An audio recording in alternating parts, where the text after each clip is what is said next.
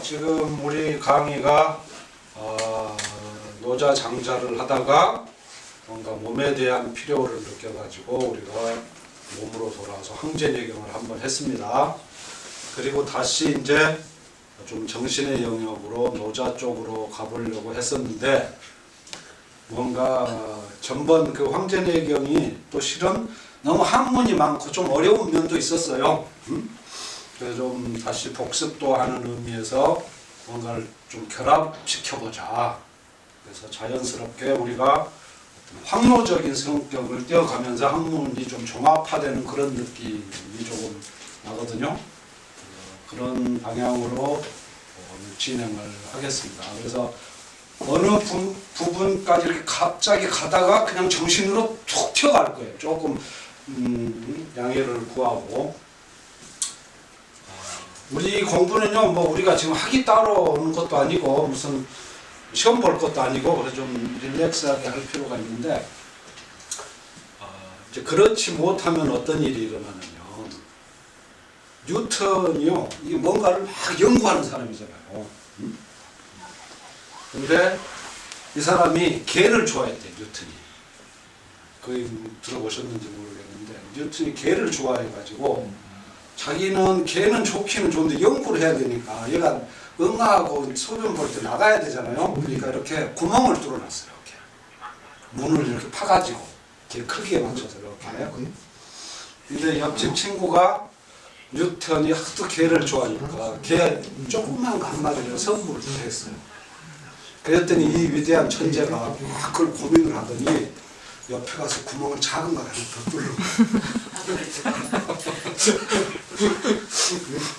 그게 천재들의 특징이에요. 응?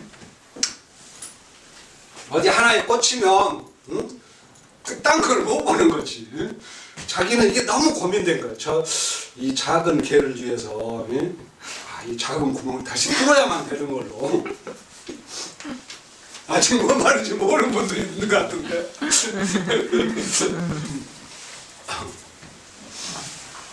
클린턴이 선거에 출마를 했는데 이 사람이 팬티를 안 갈아입는 거예요. 팬티를. 그러니까 힐러리가 당신 제발 팬티 좀 갈아입으라고. 그러니까 안 돼. 나 징크스가 있어가지고 이 선거 끝날 때까지는 기어이 다 이거 입고 있어야 된다고. 그러니까 이제 선거 딱 붙어자는 지가 돼가지고 그때 힐러리가 됐다 그러고 새 팬티를 하나 딱 사고 왔어요. 당신 갈아입어요. 그러니까 아예 안 돼. 나 4년 후에 다시 출마할 거야.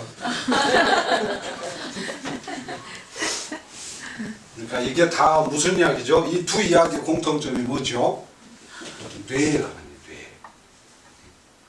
뇌가 뉴턴은 A라는 사물에 너무 꽂히다 보니까 B라는 사안에 대해서 아무 준비가 없는 거지. 여기에 너무 오버하다 보니까 이게 안 보이는 거고, 클린턴은 너무 이거 오버하다 보니까 여기에서 어떤 가상의 사실을 징크스라고 하는 이런 모든 게 다 뇌의 작동입니다. 그래서 우리 인간의 삶 자체도 실은 모든 거는 지금 뇌가 편집하는 거예요. 우리가 사물의 참모습을 절대 제대로 못 봅니다. 우리는 본다고 착각을 하는 건데 물속에다 이렇게 막대기를 넣으면 왜 막대기가 휘어 있죠? 뇌가 그렇게 뇌가 어떤 필요에 의해서. 그래서 그런 관점에서 자꾸 인간이 고등동물이다 보니까 자기 보호 본능이 강하잖아요. 그러니까 우리 인간의 실존의 어떤 이 근거는 고인 것 같아요. 고통. 자꾸 행복하려면 행복을 추구하면 할수록 자기 행복을 방해하는 요소가 눈에 띄는 거죠. 그래서 우리 오늘은 이 고에 대한 연구로 시작을 합니다.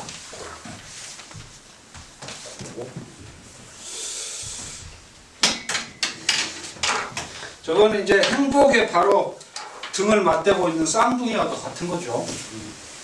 이 고.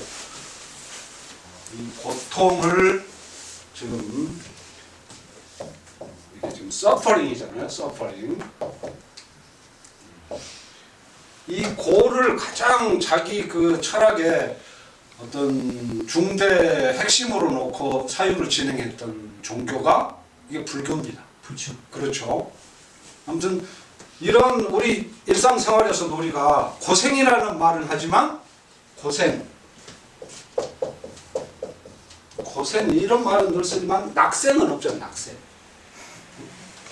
낙생은 전혀 어디 저 고등학교 하나 있어요. 저 가다 보면 거기 말고는 낙생이라는 용어 자체가 존재하지 않아요. 고를 붙여서 고진 감래를. 예, 이제 인간은 고에서 낙을 추구하는 존재인데 이 고에 관한 이런 관점들이 실은 모든 인간의 종교와 철학의 시발점이 돼요. 여기서. 그래서 우리가 공부했던 황제, 편자, 히포크라테스 이 사람들한테 이 고통은 의술로서 이제 공부를 하는 거고, 그 다음에 제자백가 이 사람들은 여기서 철학이 나옵니다. 그리고 부처님, 예수님, 여자 이런 사람들한테 쓰는 종교가. 그러니까 이 불교가 이제 이거를 가장 핵심으로 놓고 연구를 하는데, 불교에서는 뭐 여기는 기독교인도 계시고 카톨릭도 계시고 불교도도 계시지만 우리 그런 걸 다 떠나서 좀 넓은 마음으로 한번 보자 이거예요. 이 고를 불교에서 두카. D-U-K-H-A 두카.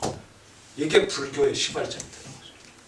그래서 고진멸도 이렇게 사성제 나가잖아요. 고행. 그래서 모든 게 이제 이 인간의 실존을 가로막는 이런 장벽들이 고에 대한 인식이 이제 철학적으로 시작이 되는 거예요, 사람들이. 그래서 가장 기본적으로 불교에서 말할 때 사고를 이야기해요. 사고가 뭐죠? 사고. 네 가지 고. 우리 맨날 하잖아요, 사고. 생모병사. 이럴 때 수석들이 막아줘야 되는데. 사고. 생로병사? 어찌 생로병사가 사고잖아요. 생로병사. 누구 있어요? 이 생로병사가 이제 기본 생로병사 이게 이제 사고인데, 이 생하고 사는 이거 이례적인 거니까 뭐 우리가 개입할 수가 없죠. 더군다나 이 생은 내 잘못이 아니잖아. 어떤 두 분 잘못이지 뭐 이건 내 잘못 아니잖아. 그리고 이거는 어느 땐가 이례적으로 닥치고 끝나는 일이니까 이거 그렇다고 쳐요. 이거 둘이 제일 문제지 지금 우리가. 수명은 늘어난다고 그러지. 뭐 갈수록 뭐 연금은 줄어든다 그러지. 이게 계속 문제잖아요. 이 노와 병 이거 전공이었던 사람이 이제 황제죠. 황제내경이 이거를 편자 히포크라테스가 이걸 연구했던 사람이고, 이게 기본 사고인데 여기 이제 재밌는 게 불교가 8고가 있어요. 8고의 사고는 아주 기본적으로 탁 머리에 들어오죠. 8고는 굉장히 문학적이에요.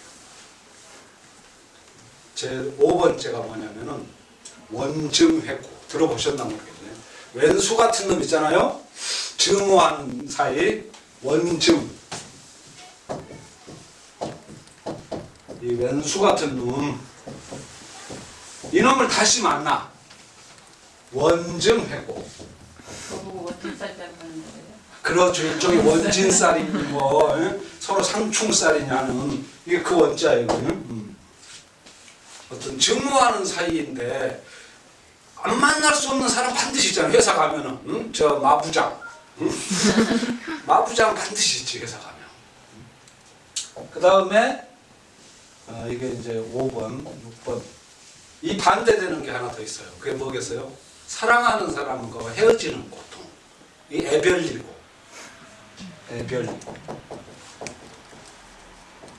사랑하는데 헤어져. 참 인생 이상하죠? 되기 싫은데 만나야 되고 사랑하는데 헤어져야 돼. 애별 이고.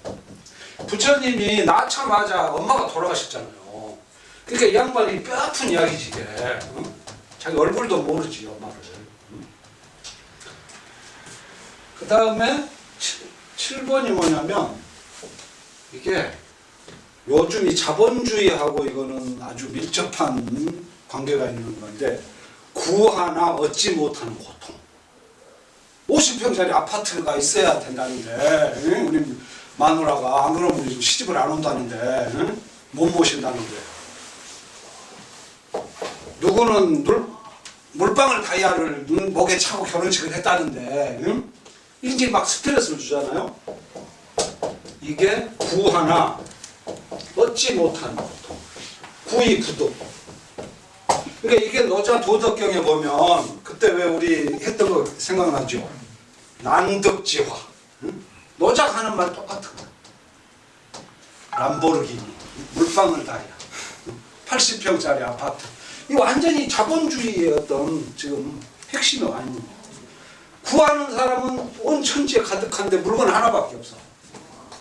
지금 이 지구의 문제가 그거잖아요. 응? 어떤 재료는 작은데 그것을 써야 할 사람들은 지금 완전히 너무나 넘쳐나서 경쟁 구도 안에서 막 죽어 나자빠지는 이런 거죠. 그 다음에 마지막이 뭐냐면 이제 부처님은 수행자시니까 몸의 욕구가 너무 왕성해서 정신을 괴롭히는 오음성고. 오음이라는 게 몸을 말하는 거예요. 오음이 지나치게 왕성해서 고통을 주는 오음성고. 이게 팔고입니다. 이게 팔고. 그럼 불교만 이렇게 인생을 비극적으로 인식을 했느냐? 꼭 그건 아니에요. 기독교도 보면은 예수님이 뭐라 그러시냐면은 수고하고 무거운 짐진 자들아 다 내게로 와 이러잖아요. 수고하고 무거운 짐 두 가지죠. 여기 네 가지, 8가지지.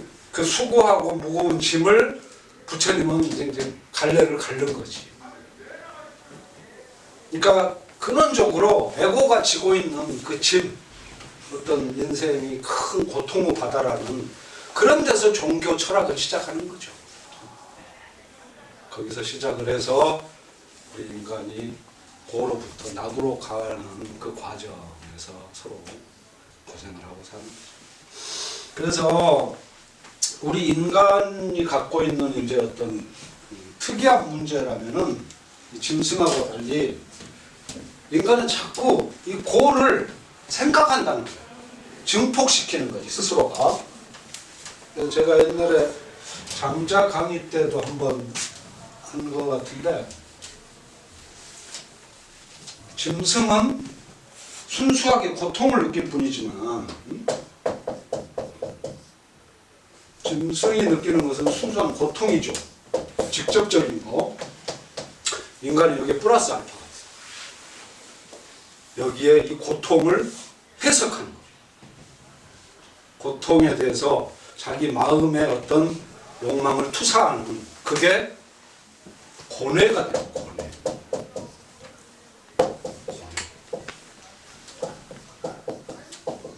그러니까 개나 고양이는 고통만 있지 고뇌는 없잖아요. 얘네들은 아프면 아프고 말면 말지. 아 내일 출근해가지고 또 마부장 만나서 레포트 내고 뭐 막 머리 아프고 월요일 아침에 그 스트레스 이런 게 없잖아요. 개나 고양이는.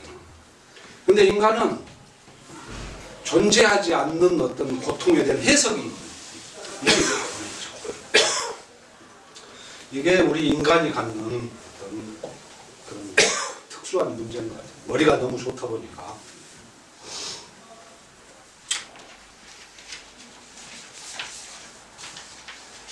몸이 아프면 몸 고통이죠. 몸이 아프면 죽으려고 하는 사람 하나도 없어요.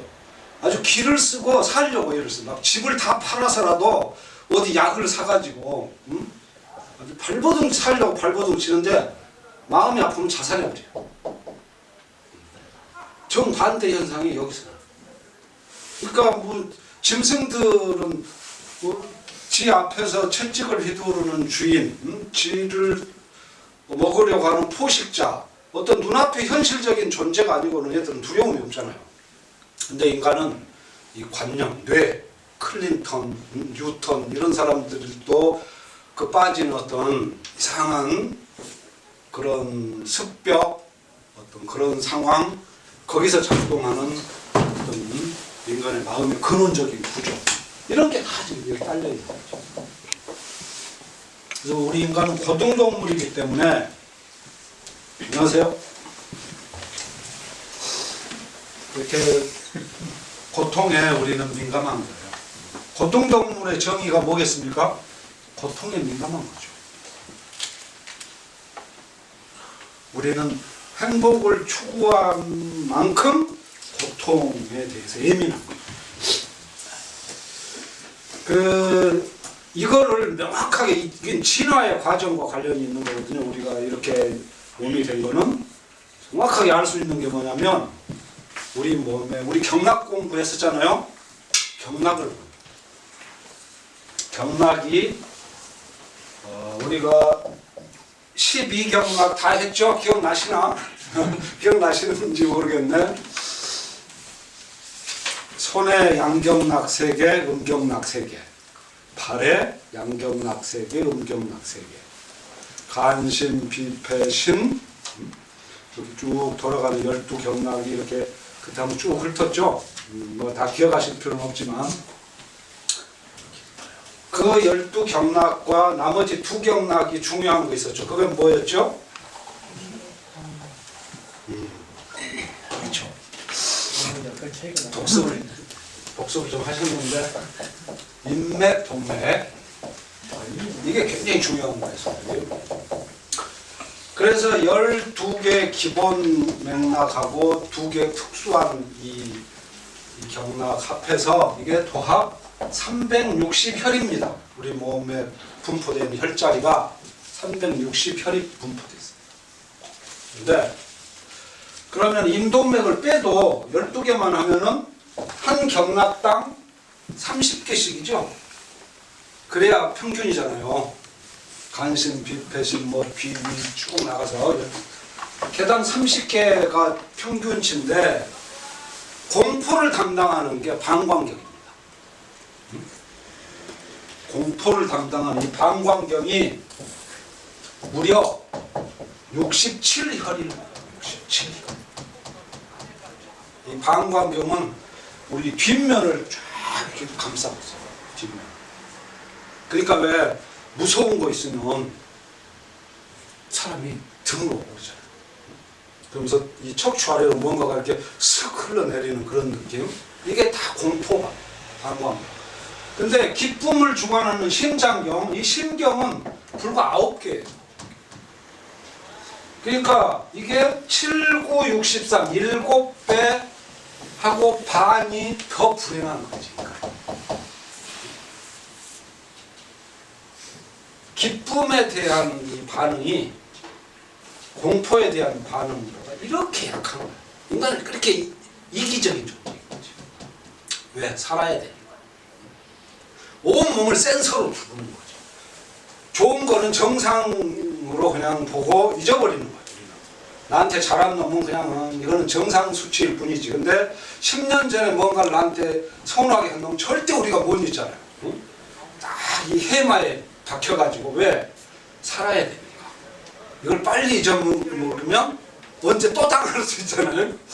그래서 안 잊히는 거죠. 그러니까 이 진화의 이 과정을 겪으면서 우리 인간의 센서가 이 방향으로 진화를 합니다. 기쁨과 행복은 아주 못 느끼게 되는 거지.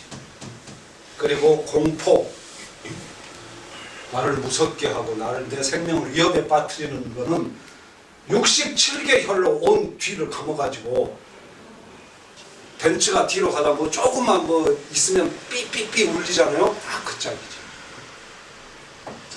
우리가 7배 반 이상 우리는 불행한 존재로 태어나 있는 구조 자체.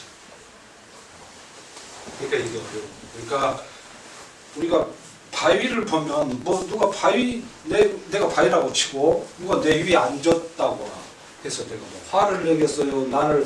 내 뺨을 때린다고 내가 지 손만 아프지. 응? 나무도 꺾는다고 해서 내가 그렇게 크게 분노를 느끼겠어요? 뭐 하겠어요? 근데 이제 동물 단계에 오면은 상황이 좀 달라지죠. 동물 단계에 오면은 벌써 이제 희미하나마 자아의 개념이 생기잖아요. 인간 단계에 오면 이제 쟤네만 봐도 이제 싸움 나. 이제 이 새끼도 그러면 이 어떤 자아의 보호 본능 이거에 조금이라도 상처를 주면 자존심을 건드리는 바로 이 입력을 하는 거예요. 두뇌가. 그런 식으로 우리 인류가 한 5만 년 전부터 계속 이렇게 진화를 해 보죠. 이게 우리 머리 안에 박혀 있는 구조고. 이 전체 문제가 이게 지금 천지 만물 중에 그러다 보니까 가장 병이 많은 짐승이 이 인간인 거죠. 식물 봐보세요. 산에 가서 보시면은 이렇게 나무가 있으면은 이쪽 가지는 죽어 있는데도 이쪽 가지가 살아. 그러니까 봄 되면 여기서 막 꽃이 펴. 이건 분명히 죽어 있는데 썩어가지고. 이게 동물 단계 보면 이게 안 되잖아요. 동물은 아까 말씀하신 것처럼 목전에 현존하는 거, 이 고통, 이것만이 병이지만 인간은 이제 거기에 심리적인 병이 가는 거죠. 그 천지 만물 중에 가장 많은 병을 달고 사는 게 우리 인간이 돼버린 거죠. 실은 가장 행복을 추구하고자 태어난 게 인간인데 돌아서 생각해 보니까 가장 불행에 근접해 있는 인간. 이게 인간의 운명입니다. 그러니까 우리가 이렇게 공부하고. 근데 이걸 돌이켜보면 이 모든 문제가 다 뇌의 문제다. 그래서 우리는 오늘 실은 뇌 공부를 하는 겁니다. 뇌. 단학에서도 뇌호흡이라는 거 있잖아요. 뇌호흡 이야기를 이제 이 강의 듣고 나시면 답이 딱 나와요. 제가 그 단학에서 하는 뇌호흡에 대해서는 옛날 강의 도중에 간혹 한 번씩 그 방향이 잘못된 것이다 이렇게 지적하는 부분이 몇 번 있는데 오늘은 이제 뇌 공부를 제대로 한번 할 거예요. 아니 근데 그 시스템 그 우리 이 인체 메커니즘에서 시스템적으로 보면 뇌지만은 그 에너지 작용으로 보면 마음 아니야? 그러니까 이제 방금 그 말씀도 이 뇌자가 그 고뇌한다고 하는 뇌자 있잖아요. 마음집변이. 이렇게 가는 거예요. 요거는 이 뇌의 뇌입니다. 이 뇌고 이거는 마음심입니다. 이게 이 두 개가 하나. 실은 같이 결합되어 있다는 걸 이 고대인들이 이미 다 안 것이에요. 그러니까 고뇌를 느끼는 이 뇌가 이 뇌와 마음이 상호작용으로 일어나는 어떤 그런 고통이라는 걸 알아요. 지금 우리가 할 공부는 그래서 마음 심방변이 아니고 이제 진짜 이 머리, 이 뇌, 이 공부를 하는 거예요. 이게 뇌의 시대라고 그러잖아요. 세계 각국에서 뭐 돈을 수천억씩을 부어가지고 뇌과학 연구소를 세우고 뭘 하고 다 하는데 실은요 불경의 심오한 부분, 도덕경의 제1장, 제14장, 25장 이런 심오한 부분이 실은 이게 다 뇌과학의 최고봉의 통찰을 담고 있는 거예요.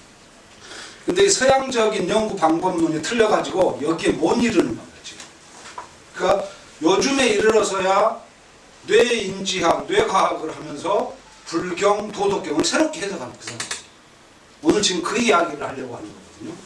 기본적으로 뇌라는 거는 우리가 이렇게 요게 척추입니다. 척추 안에 척수가 이렇게 따라 올라오죠. 그럼 이렇게 해서 최초의 우리 근원적인 뇌가 형성이 돼요. 이게 뭐냐? 파충류, 뇌간, 호흡, 소화, 심장박동을 관여해요. 얘는 절대 지 기능을 잊어버리질 않아요. 한순간도 잊어버리지 않죠. 잠잘 때도 얘는 기억을 하죠. 이걸 쓰고하면 죽으니까. 그 다음에 이렇게 해서 뇌 하나가 더 다시 생겨요. 이게 뭐냐? 구포유뇌. 그러니까 요게 파충류의 뇌예요. 파충류 대표적으로 뭐가 있죠? 악어의 눈물 아시죠? 이게 구포유류예요. 구포유류의 대표적인 건 말이요. 그 화석이 가장 많은 짐승이 말입니다. 전 이 지구를 통틀어서 이게 구포유류. 이게 말이죠. 이거를 뇌변연계라고 불러요. 이게 뇌 간의 중심되는 간 줄기.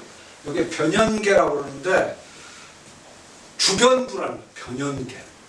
옛날에 자전거를 타던 사람들은 리무란 말을 들어보셨어요. 요즘은 이제 안 쓰는 일본 말인데 자전거 이렇게 바퀴가 있으면 그 가상자리를 두드리고 있는 그 아연 같은 그 쇠조각이죠. 둥그런 거. 그 리무라고 해요. 리무. 기억나세요? 그게 이제 일본식 발음인데 이게 림입니다. 림. 이 주변부란 뜻인데 요게 림빅 시스템인데 림빅 변연계 이 뇌간을 얘가 이렇게 감싸는 거예요. 그러니까 파충류의 뇌는 뭐냐면은 오로지 생존 그 자체입니다. 살려고 발버둥치는 어두운 생명의 의지 그 자체. 이거는 선악 판단이라는 게 없어. 보면 잡아 먹어버리고 죽이는 거지. 얘는 어마어마한 파워를 가지고 오로지 생존의 목적을 가지고 사는 거예요. 얘가 우리 안에 들어있는 거예요. 그 다음에 여기서 처음으로 이 구포유류에서 감정이라는 게 생겨요. 감정. 우리 7점 공부했죠. 희노애락 애오요. 그때 말을 가지고 뭐 공부했죠? 경.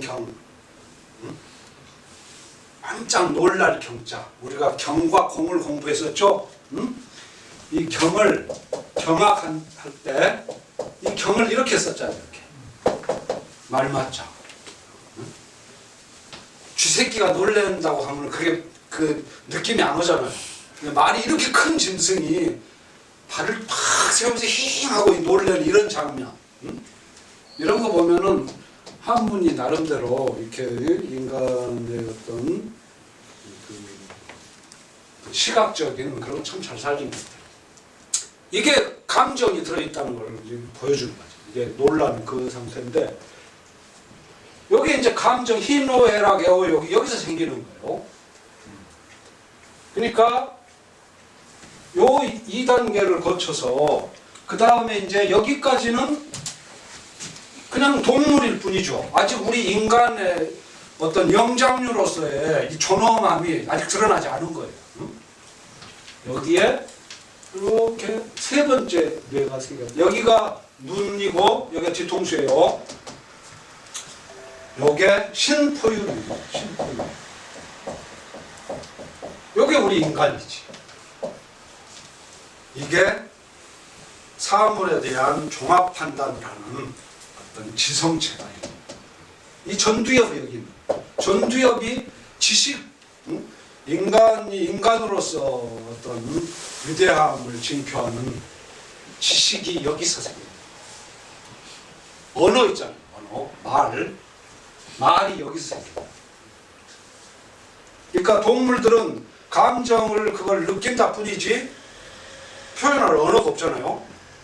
근데 우리 인간이란 동물은 드디어 이 세 번째, 이게 신피질이죠. 이게 고피질이고, 피질을 지금 둘로 나누잖아요. 뇌를 보는 관점은요 굉장히 다양합니다. 제가 지금 전체를 통합해가지고 말씀을 드리는 건데, 이 상황에서 이 보면은 여기에 이제 우리 인간의 근원적인 어떤 불행의 씨앗이 이 뇌가 서로 불연성면, 인간 진화의 역사에서 이게 층이 져버렸다는 것이 층이. 자연스럽게 서로 이렇게 녹아가지고 한 덩어리가 돼야 되는데 그렇지를 못하고 불연성면으로 세 개의 뇌가 여전히 공존하고 있어요. 그러니까 얘들이요 우리 안에서 이 뇌 세 개가 늘상 싸우는 거예요. 이 감정, 저 새끼 막 죽이고 싶지. 원증해고 저 새끼 또 봤네. 죽이고 싶어. 근데 내 이성적인 이 지성을 담당하는 이 심포유류인데 얘는 선악 판단을 하는 거죠. 야, 쟤 미워하면 안 돼. 싸우면 안 돼. 얘가 최고도 위에서 자꾸 인간의 어떤 양심에 호소하는 그 영역을 갖고 있는. 그러니까 이 진화의 역사를요 한번 볼 필요가 있는데, 그게 악어가 언제 등장하냐면요, 이게 지금 파충류가 무려 3억 년 전에 등장했어요. 파충류가 3억 년. 우리 인간이 앞으로 3억 년 살지 못 살지 아무도 모릅니다. 악어가 지금 저 보통 짐승이 아니에요. 쟤는 3억 년 그 몸에 갖춘 센서를 봐보세요. 철갑 두른 거 하며 어마어마한 이 장비를 갖추는 거지. 그러니까 3억 년을 살아온 거죠.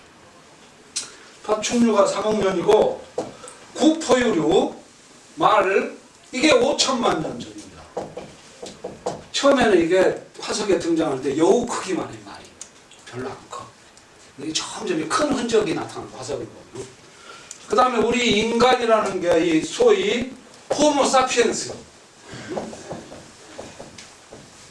우리 이 호모 사피엔스가 언제 등장하냐면요, 불과 5만 년. 이 호모 사피엔스를 중심으로서 이렇게 보면 여기가 구석기십니다. 구석기와 신석기 사이에 이제 이 호모 사피엔스가 있는데, 구석기가 이게 200만 년 전이에요.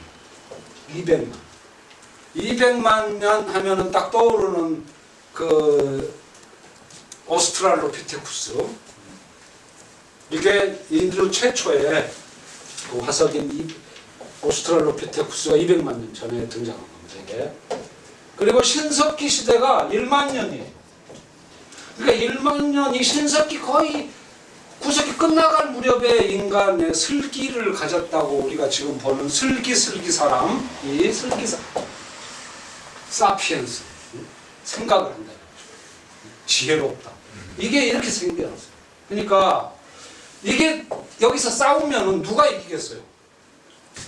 얘가 나이가 3억 살인데 3억 년 동안 어떤 방식을 가지고 얘는 살아왔어요. 이 방식을 가지고. 얘는 무려 5천만 년을 이 방식으로 살아왔어요. 근데 겨우 이제 5만 년 된 애가 이성이, 야, 너 담배 끊어. 응? 너 쟤 미워하지 마. 그런다고 해서 얘가, 예, 형님, 제가 그렇게 할 것 같아요. 나이를 봐보세요. 나이를. 얘는 어린애지. 힘이 하나도 없지. 얘 말이 전혀 씨알이 안 먹힙니다. 이 서양 철학이 실패한 이유가 이래서 그래요. 서양 철학은 이성에 의한 통제, 우리 유교도 이제 그런 방식을 발굴하는데, 이게 먹히겠습니까? 뇌를 이해를 못하니까 그때는 이런 거는 다 이제 최근 들어서 어떤 의학과 과학의 성과로 이렇게 우리가 아는 건데, 그래서 인간이 이 뇌가 통합되지 않고 분리되어 있는 이것 때문에 이렇게 계속 불행 속에서 사는 거예요. 작심삼일. 좀 좋은 일을 해보고 싶은데 안 되는 거예요. 3억 분의 5만, 5천만 분의 5만. 5천만 분의 5만이면 1000분의 1이죠. 얘는 뭐 3억 분, 6000분의 1이지. 그 일이 1살짜리가 6000살짜리 할아버지를 어떻게 이기겠어요? 택도 없지. 1000살 먹은 할아버지. 그러니까 자살은 항상 여기서 나는 자살이. 우리 문제는 이 감정의 뇌, 이게 문제입니다. 어떻게 감정의 뇌를 이거를 통합시킬 것인가. 얘는 항상 선한 말만 하는데 실은 실행력이 있어요. 파워는 얘가 가져요. 우리가 감정을 느끼면은 감정에는 에너지가 실리잖아요. 우리가 뭐 신경통, 다리 아프고 이런다고 해서 얼굴이 불그락불락해지지 않잖아요. 근데 슬프거나 노하면 이 에너지 작동이 있으니까 바로 막 얼굴에 표가 나잖아요. 그만큼 강한 힘을 가지고. 그러니까 자살의 충동은 항상 이 두 번째입니다. 이거를 우리가 알아야 됩니다. 이 전체 구조.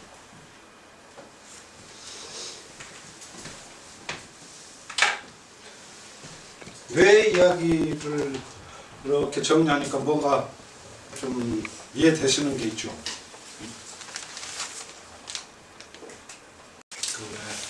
우리 흔히 악어의 눈물 이야기를 하잖아요. 이 악어는 감정이 없는 애예요. 냉혈 동물이잖아요. 먹이를 놓고 악어가 어떤 우연한 기회에 눈물처럼 이렇게 물방울이 떨어졌어요. 그걸 보고 학자들이 연구를 한 건데, 이거는 그냥 어떤 그 이유에 의해서 물이 액체가 눈을 타고 흐른 거죠. 근데 우리 인간은 그거를 눈물 난 걸로 착각을 했던 거지. 얘는 전혀 그런 감정이 없습니다. 그런 감정 가졌으면 3억 년 못 살았지. 주춤하다가 죽었겠지. 얘는 지보다 약한 애면 무조건 잡아먹는 것뿐입니다. 그리고 이제 어떤 인간으로서의 모든 심리학적인 기쁘고 즐겁고 슬프고 하는 이 영역 위에 전혀 불연속적인 면을 가진 선악 판단을 하는 이성인데 이 힘도 못 쓰는 얘가 그러니까 지금 이제 뇌를 여러 관점에서 봐야 되는데, 이 인간으로서의 지성의 꽃은 이 전두엽입니다. 이 전두엽이 두꺼워야 되는 거예요. 전두엽이. 그래야 뇌가 이게 아주 창의적인 방향으로 가는 거죠. 그래서 이 전두엽이 얇아지는 현상이 이게 뭐냐? 이게 치매입니다. 뇌세포가 죽어가지고 이게 얇아져요. 명상을 하면 이게 두꺼워져요. 명상, 전두엽. 전번에 1시간 명상 잘 하셨어요, 어찌되셨나? 네, 좋았어요. 네. 그런 그 관점을 가지고 뇌를 잘 이해를 하셔요.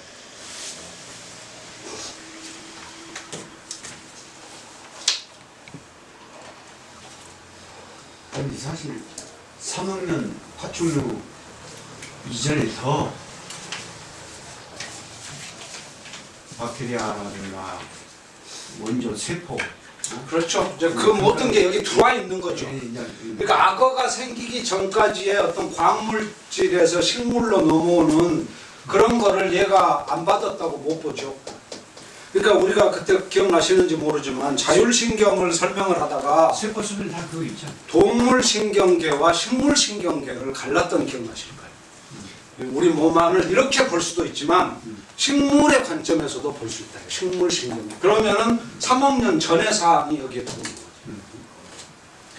그러니까 그때 참 우리 복습 한번 해볼까요? 이 뇌를 가지고 그때 우리가 무슨 공부했죠? 이 골수, 이게 메로우입니다. 메로우, 골수, 골자, 이제 어리신 것 같은데. 이 골수의 숫자 이게. 수자, 골수는 뭐를 채우는 거라고요? 수자. 뭐를 채우는 거였지 그때? 골지충. 수자 골지충. 여기 들어있잖아요. 한문을 잘 보면 답이 있어요. 골을 채우는 게 골수입니다. 그러니까 우리가 생선을 먹으려고 이렇게 보면 그 척추 같은데 그 등줄을 허옇게 따라오는 거 있죠. 그게 이 골수예요. 메로. 이 수가 골을 채우는 거예요. 그 다음에 그러면은 뇌자. 뇌는 뭐죠? 뇌는 뭐의 바다라고 그랬는데? 뇌자 수해야. 뇌는 이 골수의 바다입니다.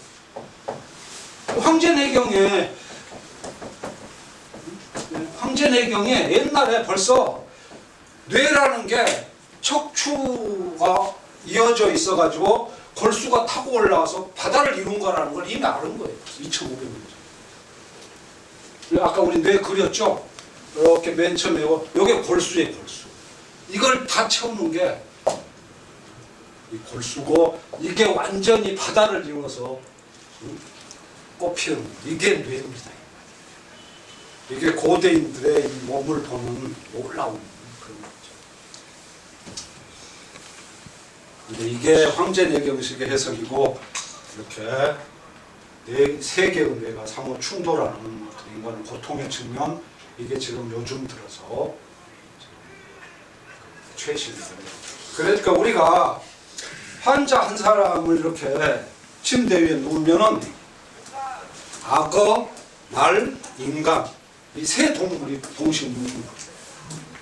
그 옛날에 분자 생물학도 없고 없죠. 물리학도 없는 없었는데 어떻게 그러니까 그 이제 교수님 그게 궁금하시죠? 응? 그러니까 과학이라는 게 꼭 실험을 한다고 해서 진리를 깨우치는 거 절대 아니에요. 어떤 사건에 대한 그 결말이 나타나면 거기에 대한 해석을 해야 되잖아요.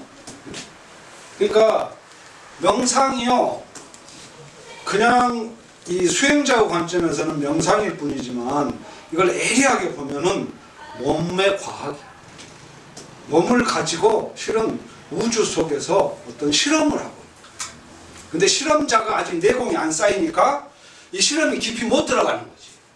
자꾸 뱅뱅 돌 뿐인데 어느 단계에서 왜 박사학위 따고 뭐 하려면 계속 5, 6년 걸리잖아요.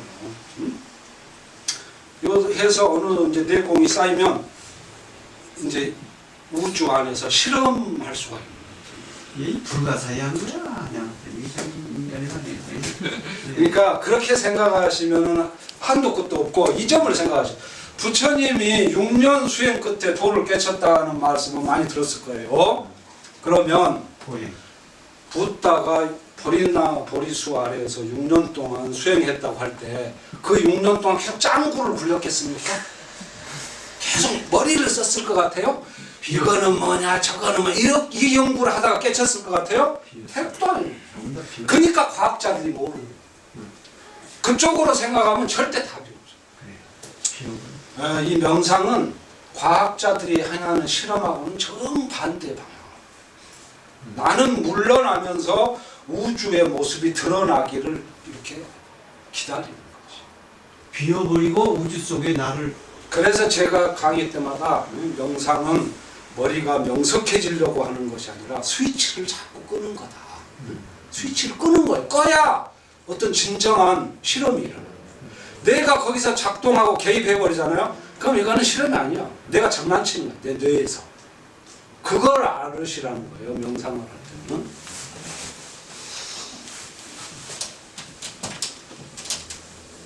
차 변호사님 명상까지도 좀 담당하시오.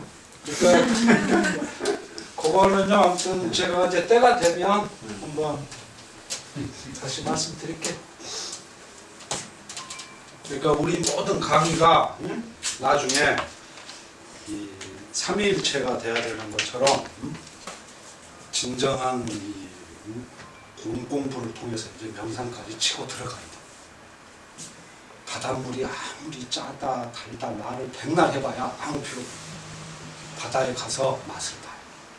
근데 스님께 3년이면 품을 넣는다. 그렇지. 그냥 하다 보면 또. 사람들은 아까 내가 아까는 한 놈이니까 내가 하나니까 아무 고민이 없지. 지보다 강한 놈이면 도망가면 되고 약한 놈이면 물어뜯어서 죽여버리면 되지. 그러니까 얘는 마냥 편할 따름이죠. 근데 말은 이제 벌써 두 개가 충돌하기 시작해 뇌가. 근데 인간 되면 이제 뇌 세 개가 충돌해.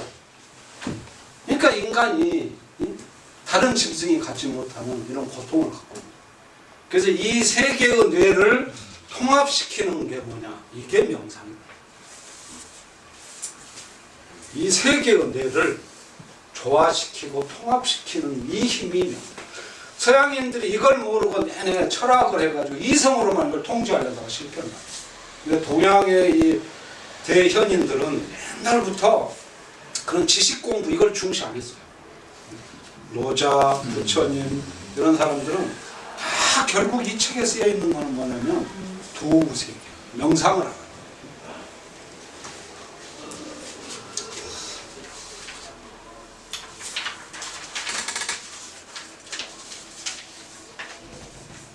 그래서 이제 문제는 우리가 이성을 가지고는 파충류의 구포유도를 통제를 못한다는 걸 알았는데 가장 많은 문제를 일으키는 것은 변연계, 감정의 뇌다.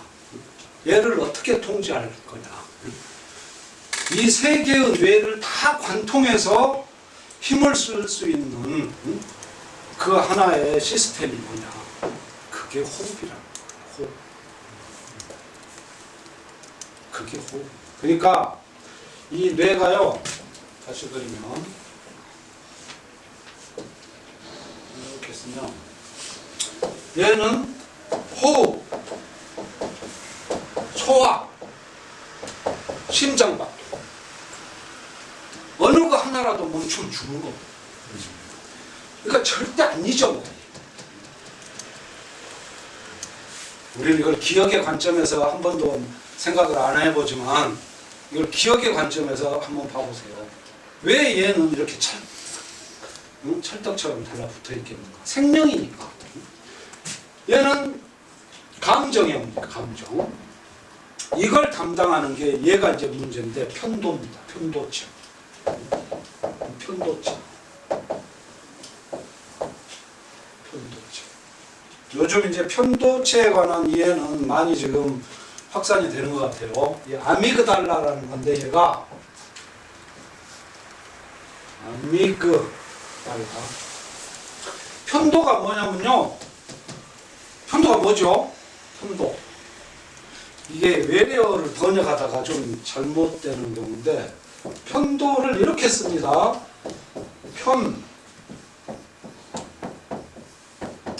도가 복숭아죠. 이 편이 작다는 뜻이에요. 그 편액, 작은 액자를 편액이라고 그러잖아요. 편도가 아몬드를 편도라. 그러니까 아몬드를 번역을 하면서 이 동양인들이 편도라고 번역을 하니까 우리 한국인들이 못 알아먹어. 아몬드의 원어가 학명이 이게 아미그달라. 좀 비슷하잖아요. 아미 가다가 좀 틀려졌지. 아몬드. 아미그달라가 우리 여기 뒤에 여기 두 군데가 이렇게 있어요. 이렇게. 이 변연계 옆으로 이렇게 돌려놓고 보면 이렇게 있는 거죠. 얘가 공포, 긴장을 주관하는 거예요. 그러니까 조금이라도 어떤 나를 무시한다거나 기분 나쁜 상황이라거나 스트레스를 딱 받잖아요. 초조, 불안, 긴장, 공포 그러면 얘가 탁 알아챕니다. 왜? 살아야 되니까. 이거 반응이 늦으면 죽으니까. 유기체는 살아야 되잖아요. 그러면은 얘가 빨간 불이 마치 우리 그 횡단신호에서 빨간 불이 들어온 것처럼 불 두 개가 딱 들어온다. 편도체 아미그달라가 화를 잔뜩 내는 거죠. 그러면 뇌하수체가 얘가 명령을 내려가지고 쭉 내려가서 이 부신 피질에 있는 아드레날린을 쏟아내는 거예요. 이 새끼랑 맞붙어 싸워야 될지, 응? 도망가야 될지, 파이팅, 플리딩, 싸울 거냐, 도망갈 거냐, 이거 결정을 해요. 그러니까 아드레날린이 나와야 치고받고 싸울 거 아니에요. 근데 아드레날린이 한 10분 쏟고 나면 사람이 완전히 탈진돼가지고 이제 소모돼버려요. 이게 편도체인데 호흡을 통해서 이 전체를 통합을 하면은 이때 완전히 세 개의 뇌가 통합돼가지고 조화로운 이 균형 상태에 들어가면 그때 열리는 우리 뇌에 어떤 자리가 있어요. 그게 뭐죠? 그때 공부했는데 그게 소음과체예요. 그게 소음과체. 우리 마지막 시간인가 그 전 시간인가 소음과체. 소음과체는 어디냐면요. 그러니까 아미그달라는 편도체는 이렇게 두 개가 있어요. 그리고 얘는 긴장 공포 반응을 일으키는 겁니다. 근데 소음과체가 그게 바로 인당이지. 인당. 우리 인당 공부했잖아요. 인당을 이렇게 직선으로 파고 들어가면 뇌의 정중앙. 앞에서도 중앙이고 측면에서도 중앙이고 뒤에서도 중앙. 위치 자체가 얘는 굉장히 특별합니다. 가장 깊숙이 있으면서 전체를 아우를 수 있는 자리입니다. 이 송과체가 이게 열리면은 세계의 뇌가 통합. 이때 호흡이 얕아지겠어요? 깊어지겠어요? 당연히 깊어지죠. 이 전체가 딸려갑니다. 복식호흡을 하고 뇌가 세 개가 통합되면서 송과체가 열립니다. 그게 인당이고 그게 삼해눈이고 그게 절간에 가면 부처님 여기에 보석으로 박혀있는 미간 백호입니다. 그 명상의 핵심은 일단은 이 송과체를 열고, 그래서 뇌가 세 개가 거기서 싸움을 중지하고 서로 조화 통합을 이루면서 이완되기 시작하는 거예요. 이완.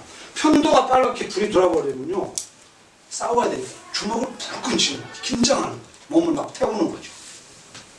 근데 그 순간 마음을 돌이켜서 숨을 3토를 하는 거죠. 툭툭툭 하면서 3번을 내쉬면서 알아차리는 거예요. 알아차리고 호흡을 내뿜고 그러면서 날숨을 길게 가는 뭐였죠? 장출식. 그러면서 이 전체 선순환이 이루어져요. 그러면서 이 인당 삼해눈이 열리기까지는 좀 무슨 아까 뭐 박사학위 따는 것처럼 그 과학도들이 어떤 좀 집중적인 수행이 있어야 돼요. 송과체가 열리면 이 몸 안에서 움직이는 전체 기의 흐름을 볼 수가 있어요. 기의 출입을 볼 수 있다고 그러잖아요. 황제내경에 인당의 자리에서는 기의 출입을 볼 수 있다. 이게 지금 들고 나는 어떤 몸의 그 에너지의 상태에 대한 어떤 주체적인 자각을 할 수 있는 그걸 말해요. 이 송과체를 이렇게 씁니다. 송과체. 자꾸 이제 우리가 학문이 근대 우리가 밀려가지고 서양 학문을 하다 보니까 송과체, 송과가 뭡니까? 이게 소나무 송자죠. 이걸 뭘 번역을 한 거냐면 소나무가 파인이죠. 파인.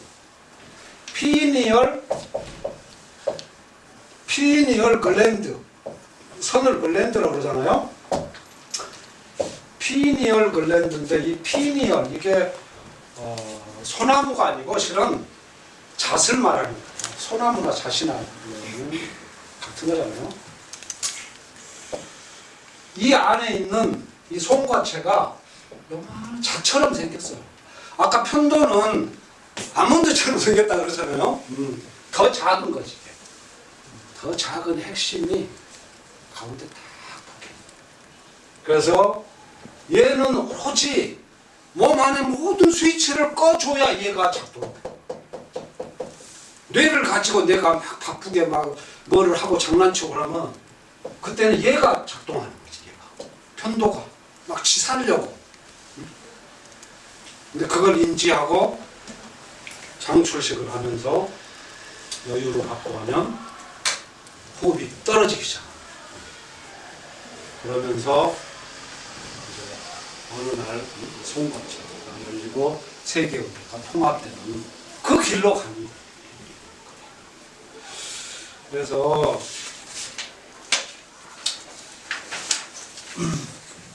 송과체하고 편도를 네. 해부하면 일반인들도 볼 수 있어요. 아 있죠. 다 있지. 네, 다 들어있어. 뇌 안에 편도체가 이렇게 2개가 있어요. 여기 이거는 변연계 있고 얘는 요 우리 인당을 따라서 안으로 정중앙으로 들어갑니다. 그러니까 부처님이나 이제 무슨 황제내경에서 인당을 말하는 거는 표면을 지칭해 준 것뿐이지. 근데 이게 뒤에 딸려 있는 거예요. 전기적으로 서로 다 엉켜 있죠.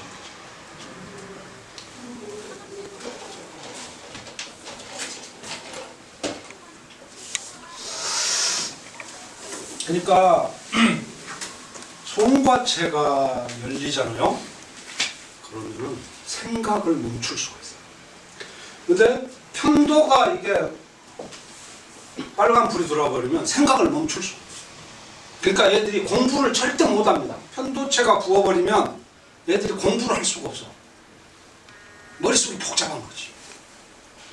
근데 얘가 가라앉고 만약 송과체가 인당이 송과체가 이렇게 열리면 차분해져. 그러면서 머릿속으로 공부가 지식이 쏙쏙 들어오죠. 그러니까 우리가 음양론을 가지고 몸을 그때 자율신경 같은 걸 쭉 훑으면서 했는데 결국 송과체하고 이 편도체도 음양의 관점에서 보면 어떤 결론이 되냐면 송과체는요 이거는 수렴지기를 가는 거예요. 고요하게 이렇게 안정되고 이완되면서 수렴하는. 근데 편도체는 이게 누구랑 싸워야 되니까 도망가야 되고 얘는 발산지기를 가는 거죠. 그러니까 몸에 소모를 가죠. 결국 이제 그러고 나면 나중에 탈진돼 가지고 몸에 큰 병을.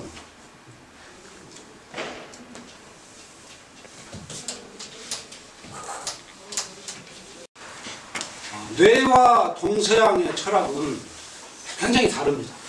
뇌의 관점에서 볼 때 뇌를 중심으로 이게 서양 철학과 동양 철학이 크게 갈리는데 서양 철학의 궁극의 목표는 뭐냐면 형이상학이었어요. 이 사람들은 형이상학을 추구했고 이게 플라톤에서 시작되는 이데아론 같은 이런 거죠.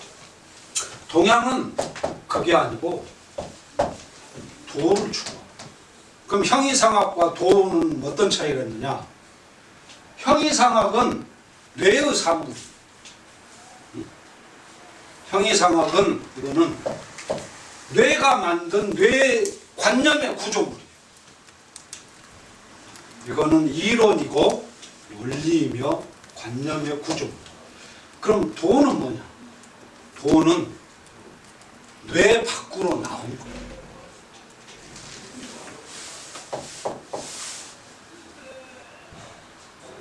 다시 한번 그림을 그리면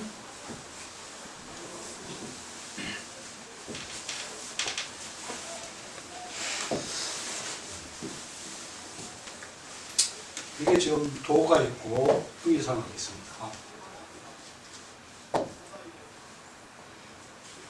노자 철학에 의하면 노자가 쭉 제시하는 철학의 3대 개념이 도와 명과 현이 있습니다. 기억나시죠들?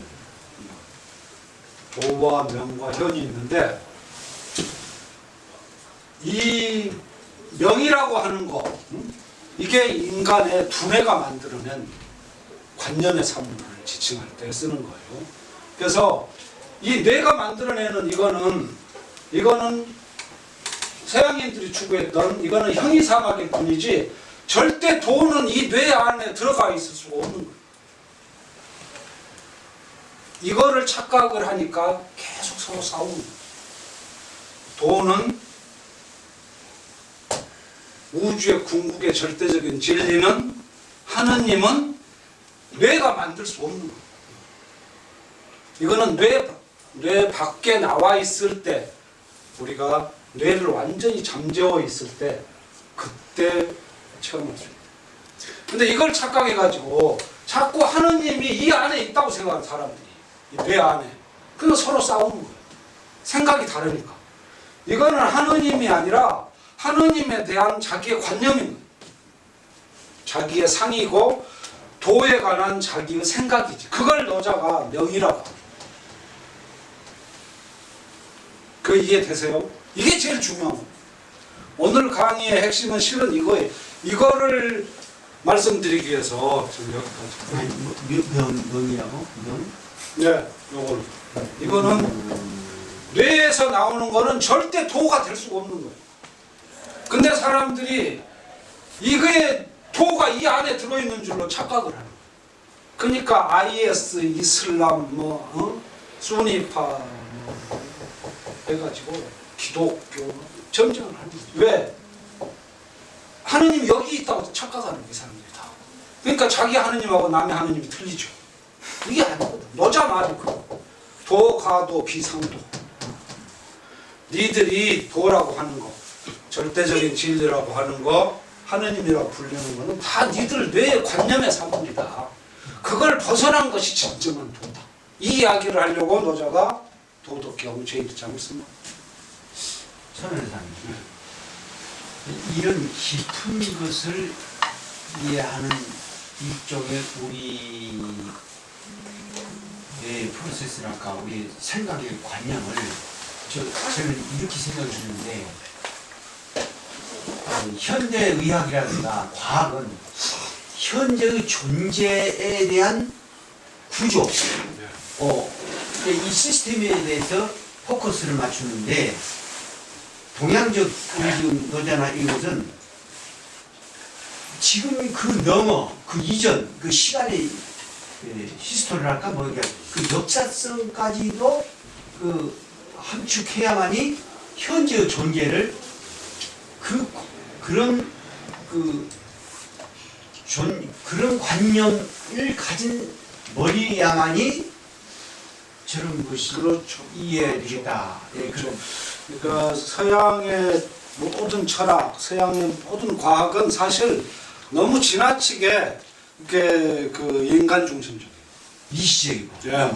이게 서양의 그 휴머니즘이라는 것 자체가 신을 배척하면서부터 시작됐잖아요. 중세 사회로부터 고리를 끊으려고 우마니타스 개념이 시작되면서 인문주의가 싹 트다 보니까 이 사람들이 신을 과도하게 부정해요. 근데 우리 동양은 원래가 인간에 대한 이해를 가질 때 인간 중심주의에서 인간을 이해하는 게 아니라 항상 천지인 삼재의 개념 안에서 인간을 이해하잖아요. 자연스럽죠. 대자연 안에서의 인간. 이게 황제내경의 관점이기도 하고, 그러니까 항상 좌표가 굉장히 우주적이고 거시적이고, 그래서 이런 관점이 나올 수가 있어요. 생명을 그 존재적인 것보다도 생태적 관점에서 접근해야 되는 거 아니에요? 이 자연적인 입장에서. 그렇죠.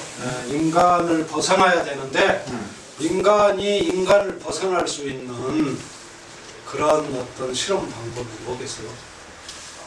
인간이 자기 자신을 객관화할 수 있는 그런 내면의 기술이 뭐겠어요? 그게 명상이다. 비움.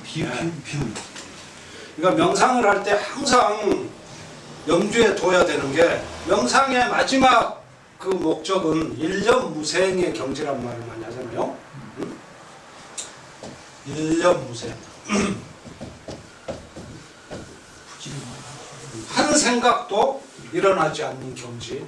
이게 이제 무념무상의 경지이고, 자신은 뇌로부터 탈옥, 브레이크아웃한 존재의 감옥으로부터 탈출한 그런 경지인데, 이게 이제 그 스스로 자가당착에 빠진다는 게 일념무생, 한 생각도 잃지 않는다는 그 생각으로 꽉 차는 거예요.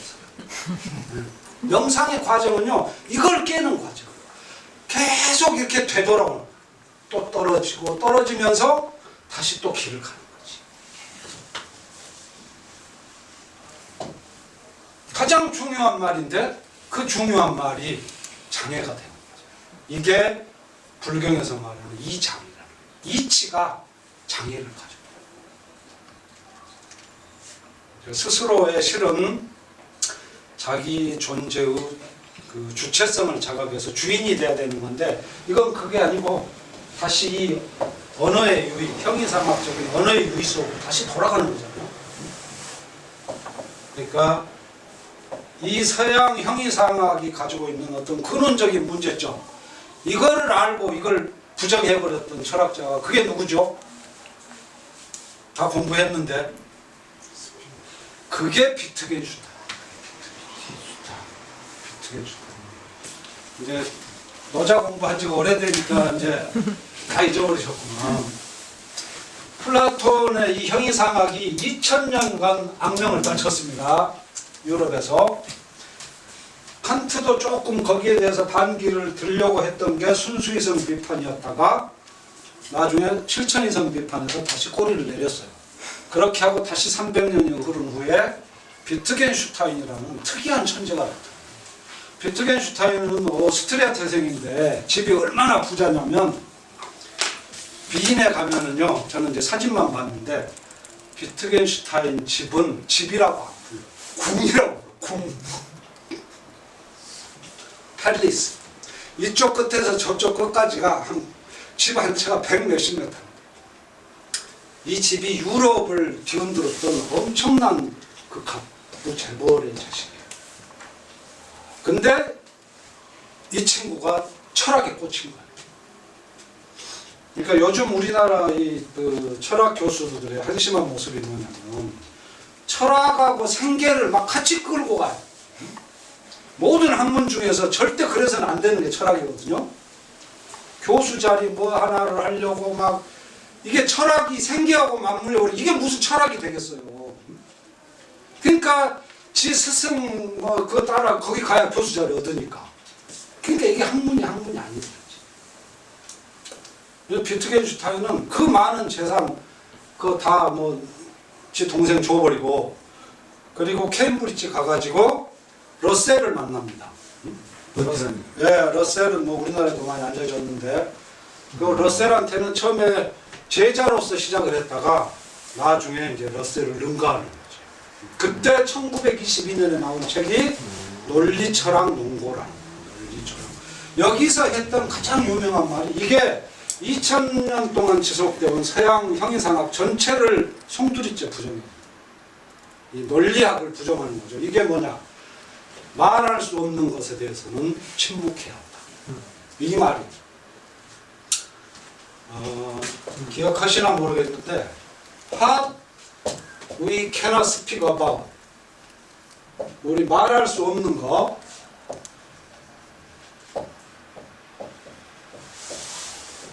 네. What we cannot speak about 우리가 말할 수 없는 것 그것에 대해서는 We must pass over 침묵해 그냥 넘겨줘야 됩니다. Pass over in silence 침묵해 말할 수 없는 것이 뭐겠어요? 뇌를 벗어난 것이지. 말하기 시작하면 이성 이게 말을 언어를 관장하는 거잖아요. 이미 뇌 안으로 들어와버리는 거죠. 인간의 관념의 구조물일 뿐인데 도를 가지고 플라톤 때부터 잘못을 실행합니다. 잘못. 그래서 그 모든 형이상학을 거부하면서 완전히 동양 불교의 선승의 면모를 탁 보여버려요. 이게 뭡니까? 불림문자, 교회 별자 딱 그 소리지. 말할 수 없는 것에 대해서는 침묵해요. 문자를 세우지 않고 가르침 외에 별도 어떤 뭐가 있어야 한다. 이러면서 서양이 이제 심대한 철학의 타격을 받고 이런 어떤 사상의 확산이 오면서 서양 철학의 해체주의가 오는 겁니다. 그동안 우리가 너무 이 형이상학에 불필요한 이 관념의 구조물을 쌓는데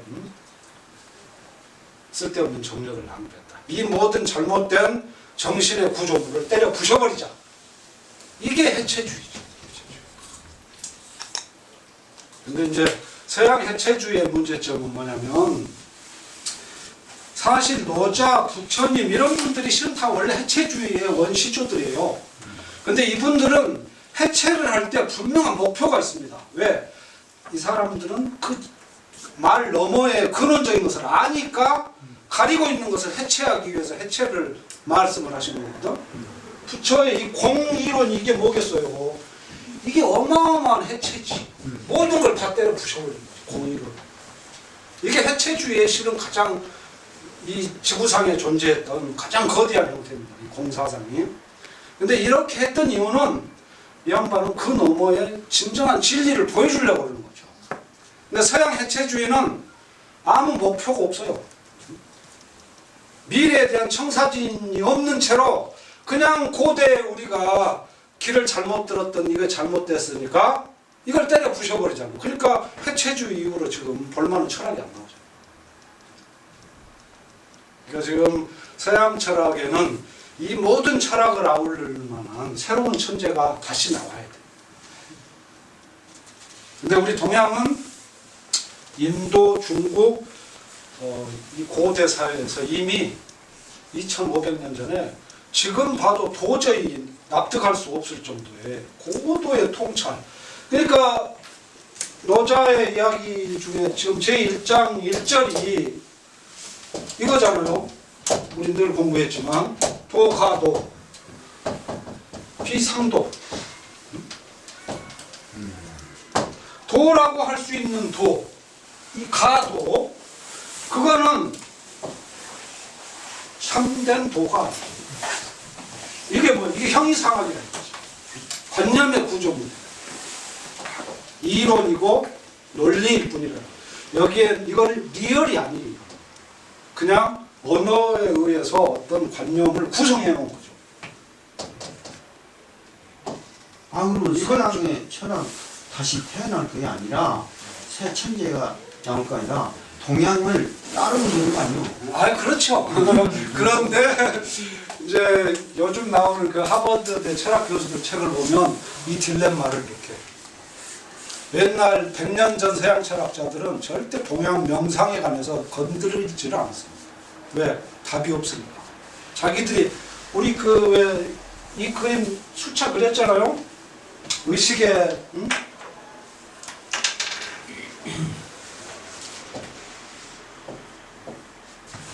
의식.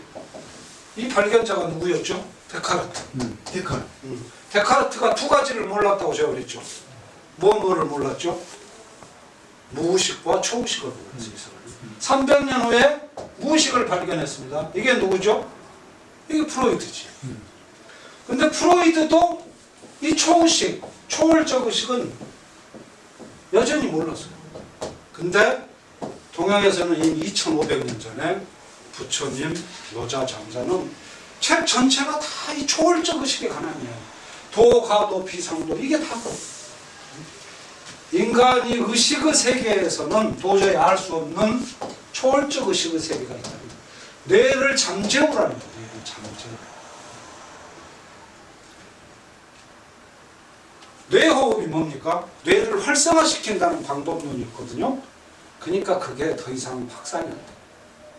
처음에 좀 반짝하다가 어린애들을 앞세워가지고 막 공부도 되고 뭐 하는 것 같은데 그거는 능동성의 관념을 오해하고, 그러니까 최초의 단계는 피동적인 단계가 있습니다. 분명히 뭐 이거는 좋지 않은 단계죠. 이거는 자율적인 의지가 상실된 채로 시켜야만 들어먹는. 근데 이 다음 단계가 서양이 추구해왔던 능동성인데 이걸 넘어서는 거, 궁극의 수동성의 단계. 이게 노자, 장자, 붓다의 이런 사상의 핵심이 있는 수동성. 모든 스위치를 끄는 거예요. 몸의 모든 스위치를. 뇌호흡을 막 하려고 하는 게 아니라 호흡을 다 내려요. 그러면은 내 모든 감각적인 지혜가 가라앉으면서 내 안에서 어떤 심적인 기운이 동하는.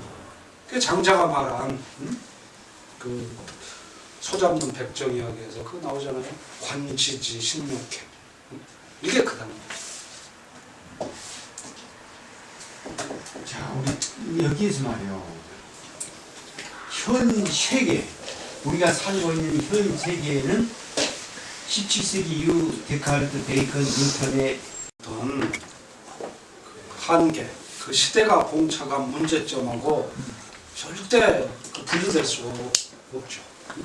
데카르트의 지금 보면 우스운 저 생각이 300년 동안 맹위를 떨친 이유가 뭐겠어요?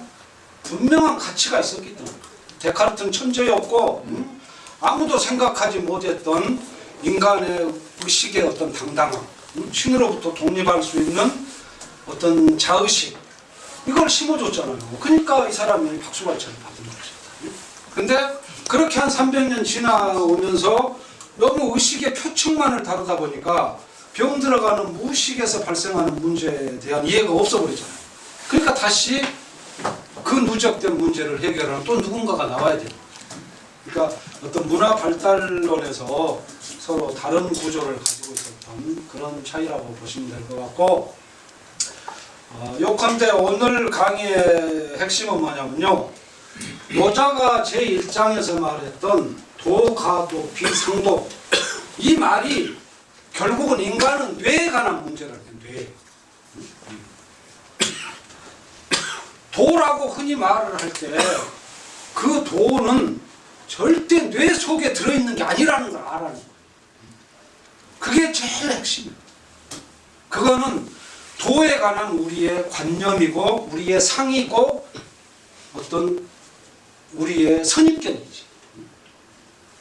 여러분이 하느님을 만나면은 저분이 하느님이라고 아는 이유는 뭐죠? 완전히 내 관념이지. 내가 그렇게 그려왔으니까. 근데 하느님이 내가 생각했던 그 모습으로 올 것 같아요? 택도 없지. 그건 절대 하느님이 아니죠. 내가 완전히 벗어나서 전혀 알 수 없는 차원의 어떤 그 경지가 열렸을 때 우주의 도가 드러나는 것이지, 내 입맛에 딱 맞는 내 뇌가 만들어가지고 그건 내 뇌의 삶. 이거를 우리 시대에 우리가 진지하게 고민을 해봐. 오늘 여기까지 하겠습니다.